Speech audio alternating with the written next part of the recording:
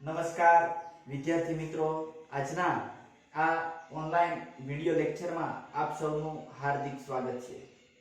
હવે છેલ્લે વિદ્યાર્થી મિત્રો આપણે જે છે એ ચેપ્ટર નંબર 4 એટલે કે દ્વિચલ સુરેખ સમીકરણ નો અભ્યાસ કરી ચૂક્યા છીએ। દ્વિચલ સુરેખ સમીકરણ નો ખ્યાલ મેળવ્યા બાદ હવે આપણે નેક્સ્ટ જે ચેપ્ટર નો અભ્યાસ કરવાનો છે એનો ખ્યાલ મેળવતા પહેલા સૌપ્રથમ તમને જીઓમેટ્રી એટલે શું, જીઓમેટ્રી GEOMETRY મિત્રો જીઓમેટ્રી એટલે શું? જીઓ જીઓ એટલે પૃથ્વી, ભૂ, ભૂ થાય, ભૂ એટલે જમીન, જીઓ એટલે, અને મેટ્રી METTERY મેટ્રી એટલે મિત્રો માપન થાય। શું થાય? માપન થાય। તો જીઓમેટ્રીને જે છે એ ભૂમિનું માપન એમ કહી શકાય, એટલે કે ભૂમિતિ। શું કહી શકાય? ભૂમિતિ। તો આ જે ભૂમિતિ જે છે એ ભૂમિતિનો સૌપ્રથમ ખ્યાલ વૈજ્ઞાનિક મીન્સ કે ગ્રીક શાસ્ત્રી, એક ગ્રીક ગણિત શાસ્ત્રી હતો થેલ્સ, જેમણે જે છે એ ભૂમિતિનો મિત્રો ખ્યાલ રજૂ કર્યો।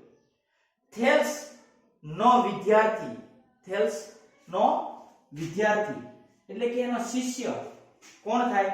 તો કે એ જે ખ્યાલ રજૂ કર્યો ભૂમિતિનો એનું વર્ણનાત્મક રજૂઆત ભૂમિતિની જે છે એ પાયથાગોરસે આપી। કોણે આપી? પાયથાગોરસે। તો પાયથાગોરસ જે છે એ થેલ્સનો શિષ્ય હતો, એમના વિદ્યાર્થી જે ભૂમિતિનો ખ્યાલ જે થેલ્સે આપ્યો છે એમની રજૂઆત જે છે એનું વર્ણનાત્મક જે વર્ણન કર્યું છે એ પાયથાગોરસે। પણ પાયથાગોરસ પહેલા પણ એક ગણિત શાસ્ત્રી જે હતા સાલ્વા સૂત્ર ઈસવીસન 800 થી 500 પૂર્વે, ઈસવીસન 800 થી 500 પૂર્વે સાલ્વા સૂત્ર જે છે એ થેલ્સની પહેલા એમણે જે ભૂમિતિનો ખ્યાલ રજૂ કર્યો હતો એના આધારિત જે સાલ્વા સૂત્રને આધારિત જે છે એ સૌપ્રથમ પેલું જે છે મોહેંજો-દડો ની નગર યોજના, એ નગર જે છે એ પણ એ ભૂમિતિને આધીન બાંધવામાં આવેલું હતું। એની જે ગટર યોજનાઓ જે છે એ પણ આ ભૂમિતિને આધીન બાંધવામાં આવ્યું હતું કે એક દિશામાંથી કોઈ પવન આવે તો કચરો જે છે બધો કોઈ એક નગરના ખૂણા પર ભેગો થઈ જાય।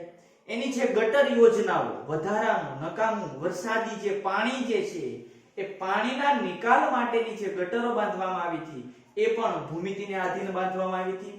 તો પાયથાગોરસ ને ભૂમિતિના રચયિતા કહેવામાં આવે છે, પણ એ પહેલા ભૂમિતિનો ઉપયોગ તો થતો જ હતો, પરંતુ એનું જે વર્ણનાત્મક જે રજૂઆત જે છે કે આને ભૂમિતિ કહી શકાય એવું નામ કોઈ ગણિત શાસ્ત્રી આપી શક્યું નહોતું।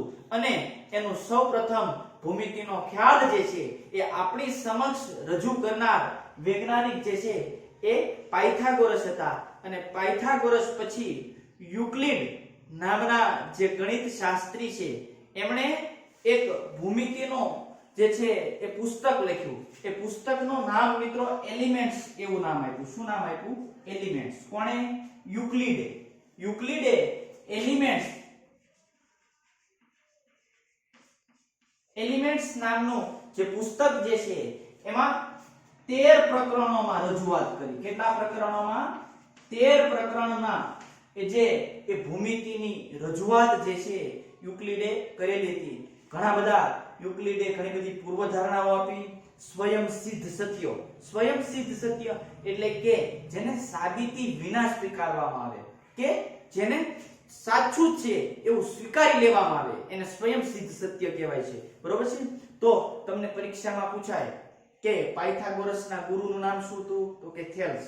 યુક્લિડે કયું પુસ્તક લખ્યું હતું? તો કે એલિમેન્ટ્સ. એમાં કેટલા ચેપ્ટર હતા? તો કે 13 ચેપ્ટરો હતા. બરોબર છે. તો હવે જે યુક્લિડે ભૂમિતિની જે રજૂઆત કરી છે મિત્રો, ભૂમિતિની જે રજૂઆત કરી છે, કેટલીક પૂર્વધારણાઓ આપી છે, કેટલાક સ્વયં સિદ્ધ સત્યો આપ્યા છે, એનો આપણે જો વિગતે આપણે અભ્યાસ આપણે અત્યારે કરીએ તો જુઓ તમારી ટેક્સ્ટ બુક ની અંદર આપેલી પૂર્વધારણાઓ. બરોબર છે.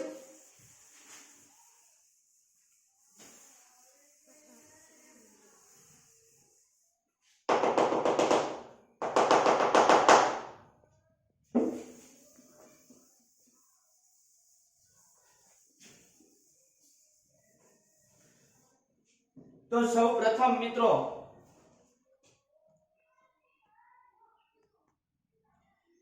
બિંદુ જે છે એ કોઈ ભાગ નથી. બિંદુ એટલે ભૂમિતિની અંદર બિંદુ એટલે એક ટપકું. આપણી ભાષામાં શું કહેવાય છે? બિંદુ એટલે મિત્રો એક ટપકું. આ જે બિંદુ જે છે ને એ કોઈ એનો ભાગ નથી. સૌથી નાનામાં નાનો ઘટક ભૂમિતિની અંદર, ગણિતની અંદર સૌથી નાનામાં નાનો કોઈ ઘટક હોય તો એ કયો છે? તો કે બિંદુ છે. સૌથી નાનામાં નાનો કોઈ ઘટક હોય તો એ શું છે? બિંદુ છે. હવે બિંદુ જે છે એનો કોઈ ભાગ નથી, અથવા બિંદુનું સર્જન કોઈ દ્વારા થતું નથી. એટલે સૌથી નાનામાં નાનો કોઈ ઘટક હોય ભૂમિતિનો તો એ છે બિંદુ જે છે. બરોબર છે. એટલા માટે બિંદુની ઉત્પત્તિ થવા માટે બિંદુ શેમાંથી બને છે? એમાં તો કે એનાથી કોઈ નાનો અવશેષ છે જ નથી. એટલે એનું પરિમાણ, બિંદુની ઉત્પત્તિ કઈમાંથી થતી નથી. ભૂમિતિનો, ગણિતનો સૌથી નાનામાં નાનો ઘટક જે છે એ શું છે? બિંદુ છે. તેથી બિંદુને કોઈ પરિમાણ જેના થકી બને છે, જેના થકી રચના થાય છે, જેના થકી, તો કે ભાઈ બિંદુની રચના કોઈ થકી થાય છે? તો કે નહીં, બિંદુની રચના કોઈ થકી થતી નથી. કોઈ ભાગ નથી. બિંદુ જે છે એ કોઈ ભાગ નથી. બિંદુનું જે છે એ વિભાજન થઈ શકતું નથી. તો બિંદુ જે છે એનું પરિમાણ કેટલું છે? શૂન્ય. બિંદુની રચના કોઈ થકી થઈ શકતી નથી. એટલા માટે કે બિંદુ જે છે એનું પરિમાણ જે છે એ મિત્રો કેવું છે? શૂન્ય છે. કેવું છે? શૂન્ય. બરોબર છે. હવે આ જે બિંદુઓ જે છે ટપકા ટપકા આપણે કહીએ છીએ, આવા ઘણા બધા બિંદુઓ ભેગા થાય. આવા મિત્રો ઘણા બધા બિંદુઓ જે છે એ ભેગા થઈ અને શેની રચના કરે છે? તો કે રેખાની. શેની રચના કરે છે? રેખાની. ઘણા બધા જે બિંદુઓ જે છે એકબીજાની ખૂબ નજીક નજીક નજીક નજીક નજીક નજીક ગોઠવાઈ જાય તો આ જે રેખા જે છે એને પહોળાઈ નથી હોતી. આ પહોળાઈ વિનાની લંબાઈ છે. રેખા જે છે એ પહોળી નથી હોતી. ખૂબ જ પતલો જે તાર હોય એની જેવી રચના કોની હોય છે? રેખાની હોય છે. રેખા જે છે એને બે અંત્ય બિંદુઓ હોય છે. કેટલા હોય છે? બે અંત્ય બિંદુઓ. પરંતુ આ જે રેખા જે છે મિત્રો, રેખા જે છે એની રચના કોના થકી થઈ? તો કે કોણ જે છે એ સંયોજન ત્યારે રેખાની ઉત્પત્તિ થઈ. તો કે ઘણા બધા બિંદુઓ એકબીજાની ખૂબ નજીક નજીક ગોઠવાણા ત્યારે શેની રચના થઈ? તો કે રેખાની. તો આપણે વાત કરીએ રેખા. રેખા જે છે એની ઉત્પત્તિ કોની થકી થાય છે? એનું પરિમાણ કહેવાય. તો કે રેખાની ઉત્પત્તિ કોની થકી થાય છે? બિંદુ થકી. ઘણા બધા બિંદુઓ ભેગા થઈ અને શેની રચના કરે છે? રેખાની. તેથી રેખાને મિત્રો બે પરિમાણ છે. કેટલા પરિમાણ છે? બે પરિમાણ. બરોબર છે. હવે આ જે રેખા જે છે, રેખા, બરોબર, આવી ઘણી બધી રેખાઓ ભેગી થાય. મિત્રો ધ્યાન આપજો. આવી ઘણી બધી રેખાઓ ભેગી થાય. આ એક રેખા શેમાંથી રચના થઈ આની? તો કે બિંદુમાંથી. આવી ઘણી બધી રેખાઓ ભેગી થાય, એકબીજાની ખૂબ નજીક નજીક ગોઠવાય, એકબીજાની ખૂબ નજીક નજીક રેખાઓ ગોઠવાય તો આ શું રચના? તો આ એક ચોરસ રચના રચાણ. કેવી રચના રચાણ? ચોરસ. તો આને શું કહેવાય? સમતલ કહેવાય. શું કહેવાય મિત્રો? સમતલ. બરોબર. પરંતુ આ જે સમતલ જે છે એની રચના કોની થકી થઈ? તો કે રેખા થકી. ઘણી બધી રેખાઓ ભેગી થઈ એકબીજાની ખૂબ નજીક નજીક ગોઠવાય ત્યારે સમતલની રચના થાય છે. બરોબર. તો આ જે સમતલ જે છે ને કેટલા પરિમાણ હોય છે? તો કે એક તો રેખા. રેખાનું કોઈ તો કે એક, તો કે બે પરિમાણ હોય છે. કેટલા પરિમાણ હોય છે? રેખાને એક પરિમાણ હોય છે, બિંદુ એક જ પરિમાણ હોય છે. બરોબર. અને સમતલ જે છે એને મિત્રો બે પરિમાણ હોય છે. કયા કયા? તો કે બિંદુ અને રેખા. આ બે સમતલના પરિમાણ છે. હવે આવા સમતલ છે, આપણી બુકનું જે એક પેજ છે એને તમે લઈ લો સમતલ તરીકે. તો એકની માથે એક પેજ, બે એકબીજા માથે ત્રીજું, ત્રીજા માથે ચોથું.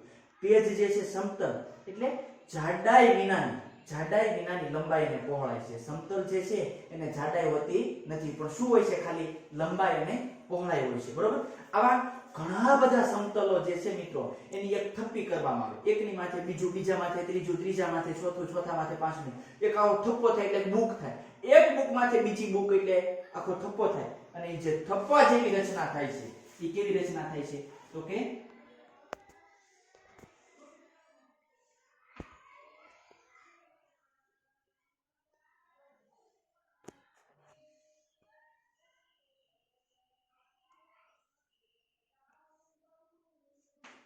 આવી ચોરસ રચના થાય છે. અને ઈ જે રચના છે એને શું કહેવાય? ઘન કહેવાય. શું કહેવાય? ઘન. તો ઘન જે છે ઈ શેના થકી રચાણું? તો કે બિંદુઓ ભેગા થયા એટલે રેખા બની, રેખાઓ ભેગી થઈ એટલે સમતલ બની, અને સમતલ ભેગા થયા એટલે ઘન બન્યો. તો ઘનને કેટલા પરિમાણ છે? 3 પરિમાણ છે. કેટલા પરિમાણ? 3. 100% કોઈ પણ એક્ઝામ ની અંદર આ પરિમાણ પૂછે. ખાસ કરીને યાદ રાખવાનું કે ક્રમ જે છે એમ નીચે જઈ એમ શું થાય? વધતો જાય છે. બિંદુઓ જે છે એની કોઈ થકી રચના થતી નથી. બિંદુઓ ભેગા થઈ અને મિત્રો શું બનાવે છે? રેખા બનાવે છે. ઘણી બધી રેખાઓ ભેગી થઈ અને શું બનાવે છે? સમતલ બનાવે છે. ઘણા બધા સમતલ ભેગા થઈ અને શેની રચના કરે છે? ઘનની રચના કરે છે. તો આ પરિમાણ તમને પરીક્ષામાં પૂછાય કે ઘનને કેટલા પરિમાણ હોય છે, તો આપણે ખબર હોવી જોઈએ. ઘનની રચના શેના થકી થાય છે? તો કે બિંદુ, રેખા અને સમતલ થકી ઘન બને છે. બરોબર છે. તો પરિમાણ આપણે આસાનીથી લખી શકીએ. બરોબર. હવે આપણે જે યુક્લિડ દ્વારા જે સ્વયં સિદ્ધ સત્યો છે, યુક્લિડ દ્વારા દેવામાં આવેલી જે પૂર્વધારણાઓ છે મિત્રો, એનો અભ્યાસ આપણે આગળ વધીએ અને કરીએ. તો જુઓ જી, તમારી ટેક્સ્ટ બુક ની અંદર આપેલી છે પૂર્વધારણાઓ. ફક્ત અને ફક્ત એની સમજૂતી મેળવવાની છે. આપણે શું કરવાનું છે? સૌપ્રથમ એની સમજૂતી મેળવવાની છે પૂર્વધારણાઓની. બરોબર છે. તો સૌપ્રથમ પૂર્વધારણા શું આપેલી છે? બિંદુ ને કોઈ ભાગ નથી. બિંદુ જે છે એને કોઈ ભાગ નથી. બરોબર. તો એની સમજૂતી આપણે આપીએ તો શું થશે? તો કે ભાઈ બિંદુ જે છે એ કોઈ થકી રચાતું નથી. સૌથી નાનામાં નાનો ઘટક ભૂમિતિનો સૌથી નાનામાં નાનો ઘટક જે છે એ બિંદુ છે. એટલા માટે કહી શકાય કે બિંદુને કોઈ ભાગ છે નહીં. બરોબર છે. એના પછી જે છે રેખા એ પહોળાઈ વગરની લંબાઈ છે. રેખા આપણે તમને દોરીને મેં હમણાં બતાવી હતી કે ભાઈ આ રેખા જે છે એ શું છે? પહોળાઈ વગરની લંબાઈ છે. રેખાના અંત્ય બિંદુઓ કેટલા હોય? 2 અંત્ય બિંદુઓ હોય, A અને B. અને શું દર્શાવાય? રેખા AB લખવું હોય તો કેમ લખાય? આમ લખાય, રેખા AB. બરોબર છે. તો આ રેખા જે છે એ શું છે? પહોળાઈ વિનાની લંબાઈ છે. બરોબર છે. એને પછીનું જો પૂર્વધારણા, રેખાને અંત્ય બિંદુઓ હોય છે. રેખાને કેટલા અંત્ય બિંદુઓ હોય છે? 2 અંત્ય બિંદુઓ હોય છે. કેટલા હોય છે? અંત્ય બિંદુ. પરંતુ આ જે રેખા જે છે એ કેટલા અંતર સુધી વિસ્તરેલી હોય છે? તો કે અનંત અંતર સુધી વિસ્તરેલી હોય છે. રેખા જે છે ક્યાં સુધી વિસ્તરેલી હોય છે? અનંત અંતર સુધી જે છે એ રેખા શું હોય છે? વિસ્તરેલી હોય છે. બરોબર છે. પછી જો પોતાના પરના બિંદુઓની સાથે સમાન રીતે રહેલી હોય એવી રેખાઓ સીધી રેખાઓ છે. જે પોતાના પરના બિંદુ ઉપર સમાન રીતે આગળ વધતી હોય તો એવી રેખાને કેવી કહેવાય? સીધી રેખા કહી શકાય છે. બરોબર. પૃષ્ઠને માત્ર લંબાઈ અને પહોળાઈ હોય છે. પૃષ્ઠ એટલે સમતલ. પૃષ્ઠ એટલે મિત્રો શું કીધું મેં હમણાં? સમતલ. સમતલ જે છે એને કોઈ મિત્રો જાડાઈ હોતી નથી. આ જે સમતલ જે છે એને કોઈ જાડાઈ હોય છે નહીં. ફક્ત અને ફક્ત આ સમતલની શું થઈ? લંબાઈ થઈ. અને આ શું થઈ? સમતલની પહોળાઈ થઈ. એટલે સમતલ અથવા તેને શું કહેવાય પૃષ્ઠ એ જે છે એને જાડાઈ હોતી નથી, ફક્ત લંબાઈ અને પહોળાઈ જ હોય છે. નેક્સ્ટ એના પછી શું આપ્યું છે? પૃષ્ઠની જે ધાર છે, ધાર એટલે એની જે બાજુઓ છે, આ ધાર જે છે શું હોય છે? પૃષ્ઠની ધાર. કારણ કે પૃષ્ઠની રચના કોની થકી થઈ છે? રેખા થકી. એટલે પૃષ્ઠની ધાર કોણ હોય? ધાર એટલે છેડો, જે દિવાલ છે પૃષ્ઠની ધાર એ કોણ હોય છે? રેખા હોય છે. બરોબર છે? પૃષ્ઠની ધાર કોણ હોય છે? રેખા હોય છે. બરોબર. જે સપાટી પોતાના પરની સીધી રેખાની સાથે એક સમાન રીતે હોય તેવી સપાટી એ સમતલ હોય છે. એટલે આ જે સપાટી જે છે એ શું હોય છે? સમતલ હોય છે. બરોબર. પછી આગળ યુક્લિડે નોંધેલા સ્વયંસિદ્ધ સત્યો. સ્વયંસિદ્ધ સત્યો જે છે કે જેને સાબિતી વિના સ્વીકારવામાં આવે છે. સ્વયંસિદ્ધ સત્ય મિત્રો કોને કહેવાય? કે જેને સાબિતી વિના સ્વીકારવામાં આવે છે એને સ્વયંસિદ્ધ સત્ય કહેવામાં આવે છે. તો જે યુક્લિડે આપેલા સ્વયંસિદ્ધ સત્યો જે છે એ જોઈએ આપણે તો શું છે? સૌપ્રથમ તો કે ભાઈ એક વસ્તુને સમાન હોય તેવી વસ્તુઓ એકબીજાને સમાન હોય છે. એક વસ્તુ જે છે એને સમાન હોય એવી વસ્તુ, દાખલા તરીકે મારો હાથ, આ એક વસ્તુ છે. આને સમાન મારો બીજો હાથ છે. એક હાથને સમાન મારો કેવો હાથ છે? બીજો હાથ. તો એક વસ્તુને સમાન હોય એવી બીજી વસ્તુ, આ એક વસ્તુ અને સમાન હોય એવી બીજી વસ્તુ એકબીજાને કેવી હોય છે? સમાન હોય છે.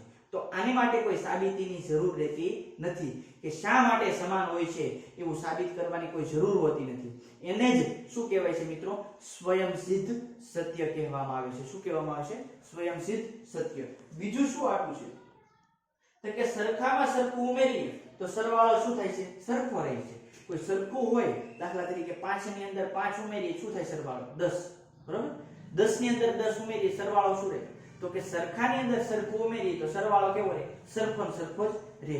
બરોબર. પછી આગળ જુઓ, સરખામાંથી સરખા બાદબાકી કરીએ તો બાદબાકી કેવી રહે? સરખી. જેમ સરખાની અંદર સરખું ઉમેરતા જઈએ એમ સરવાળો સરખો રહે છે મિત્રો, એમ સરખામાંથી બાદબાકી પણ સરખી કરીએ તો શું થાય? બાદબાકી પણ કેવી મળે છે? સરખી મળે છે. તો આવા બધા સત્યો જે છે એ કેવા સત્યો છે? તો કે સ્વયંસિદ્ધ સત્યો છે. કેવા સત્યો છે? સ્વયંસિદ્ધ. બરોબર. એકબીજા પર બંધ બેસતી આવતી વસ્તુ એકબીજાને સરખી હોય છે. એકબીજા ઉપર બંધ બેસતી આવતી વસ્તુ, દાખલા તરીકે મારો હાથ, એક હાથની ઉપર મારો બીજો હાથ જે છે એ બંધ બેસતો આવે છે. જો સેમ એક અંગૂઠાની ઉપર બીજો અંગૂઠો, એક આંગળી ઉપર બીજી આંગળી, બીજી ઉપર ત્રીજી, ત્રીજી ઉપર ચોથી અને ટચલી આંગળી જે છે એકબીજાની કેવી છે? બંધ બેસતી છે. તો એકબીજા ઉપર બંધ બેસતી વસ્તુ, એકબીજા પર બંધ બેસતી જે વસ્તુ એકબીજાને કેવી હોય છે? સમાન હોય છે. કેવી હોય છે? એકબીજાને સમાન હોય છે. બરોબર. પછી આગળ જુઓ, આખું તેના ભાગ કરતા કેવું હોય છે? મોટું હોય છે. હવે આખી વસ્તુ જે છે, આ ચોક જે છે આખો છે. હવે આ ચોકના હું બે ટુકડા કરી નાખું. બરોબર. હવે આ ટુકડો કરી નાખ્યો. આખો ચોક જે છે એની લંબાઈ કેટલી હતી? તો કે એટલી લંબાઈ હતી. હવે આખું જે છે એના ભાગ કરતા, એના બે ભાગ કર્યા તો ભાગ કેવો થઈ જાય? અડધો. તો આખું જે છે એના ભાગ કરતા કેવું હોય છે? હંમેશા મોટું હોય છે. આખું તેના ભાગ કરતા કેવું હોય છે? મોટું હોય છે. બરોબર છે. બીજું, સરખી વસ્તુઓના બમણા એકબીજાને સમાન હોય છે. સરખી વસ્તુઓના બમણા એકબીજાને કેવા હોય છે? સમાન. તો આવા બધા સત્યો જે છે મિત્રો, આવા સત્યને શું કહેવામાં આવે છે? સ્વયંસિદ્ધ સત્ય. સ્વયંસિદ્ધ એટલે કે જે સત્યને સ્વીકારવા માટે સાબિતીની જરૂર નથી પડતી એવા સત્યને સ્વયંસિદ્ધ સત્ય કહેવામાં આવે છે. શું કહેવામાં આવે છે? સ્વયંસિદ્ધ સત્ય. હવે યુક્લિડે આપેલી જે પૂર્વધારણાઓ છે નીચે આપેલી છે. જુઓ, પૂર્વધારણા 1, એક બિંદુમાંથી બીજા બિંદુમાં થઈને પસાર થતી એક સીધી રેખા દોરી છે. હવે મિત્રો બે બિંદુઓ જે છે, એક બિંદુમાંથી પસાર થઈ અને બીજા બિંદુમાં પસાર થતી રેખા માત્ર એક જ દોરી શકાય. સાચી વાત છે. બે બિંદુમાંથી પસાર થતી રેખા, બે બિંદુની વાત કરું છું. બે બિંદુમાંથી પસાર થતી રેખાઓની સંખ્યા હંમેશા કેટલી હોય? એક જ હોય. બરોબર. કારણ જુઓ અહીં